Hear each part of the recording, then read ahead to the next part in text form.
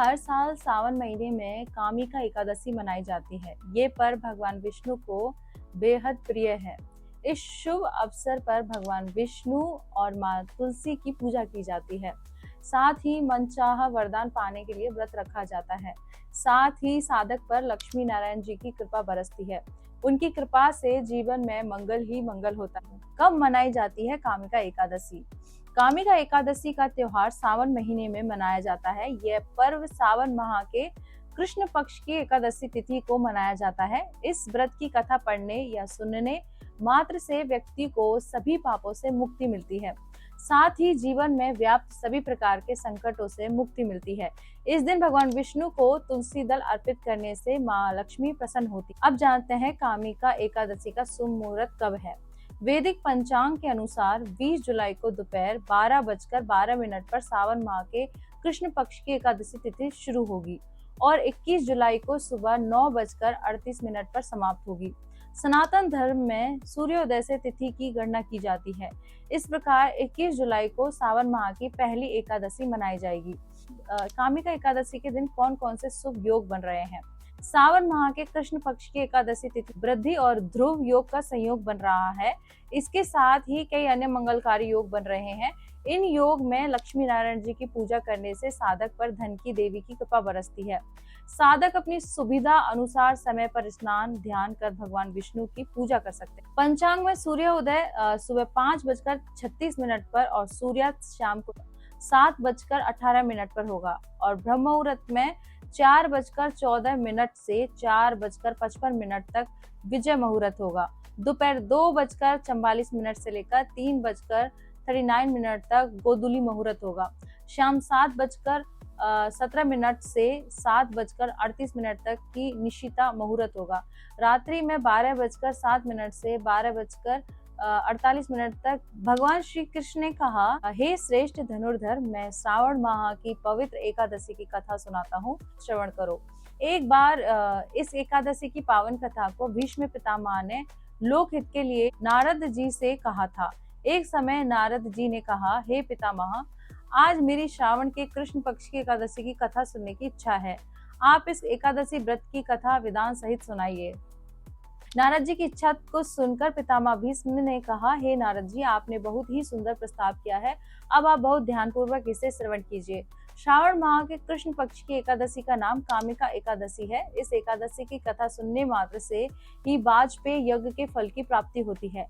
कामिका एकादशी के उपवास में शंख चक्र गदाधारी भगवान विष्णु का पूजन होता है।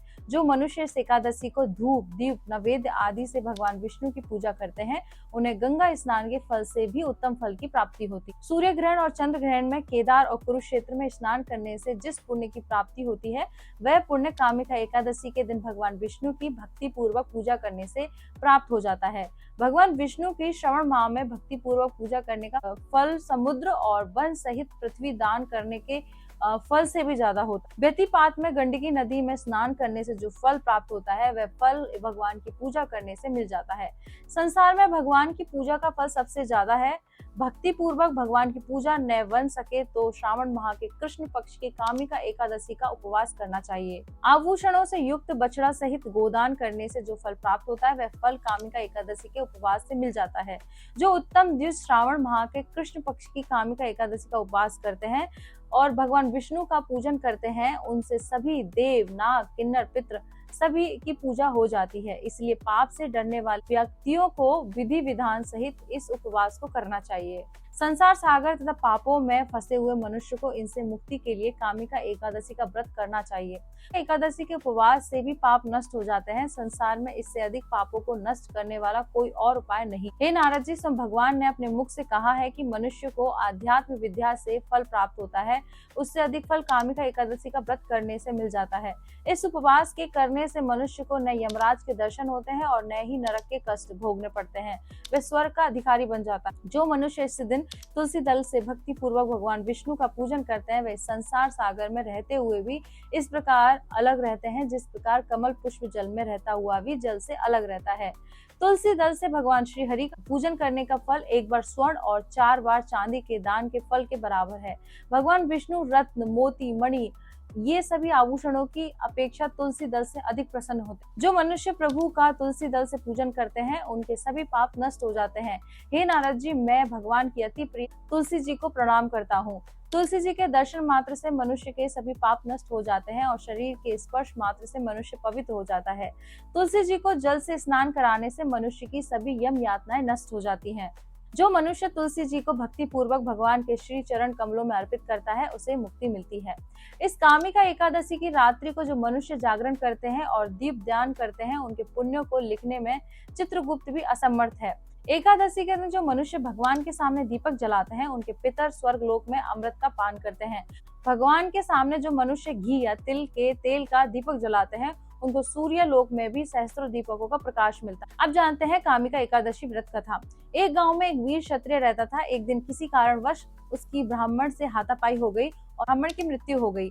अपने हाथों से मरे गए ब्राह्मण की क्रिया इस क्षत्रिय ने करनी चाहिए, लेकिन पंडितों ने उसे क्रिया में शामिल होने से मना कर दिया। ब्राह्मणों ने बताया कि तुम पर ब्रह्म हत्या का दोष है, पहले प्रायश्चित कर इस पाप से मुक्त हो, तब हम तुम्हारे घर भोजन करेंगे। इस पर क्षत्रिय ने पूछा कि इस पाप से मुक्त होने के क्या उपाय हैं? तब ब्राह्मणों ने बताया कि श्रावण माह की कृष्ण पक्ष की एकादशी को भक्ति भाव से भगवान श्रीधर का व्रत एवं पूजन कर ब्राह्मणों को भोजन करा के सददक्षिणा के साथ आशीर्वाद प्राप्त करने से इस पाप से मुक्ति मिलेगी।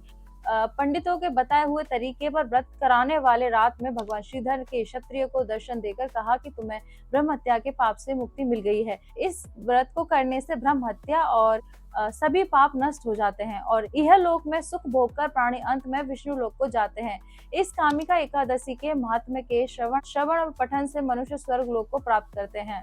इस तरह से मैंने आपको एकादशी के महात्म्य का बारे में बताया कि कितनी इम्पोर्टेंट है और ये एकादशी मुझे तो लगता है सबको ही करनी चाहिए। तो फिर आइए और मेरे साथ बोलिए ओम नमः पार्वती पते हर हर महादेव शिव शंभो।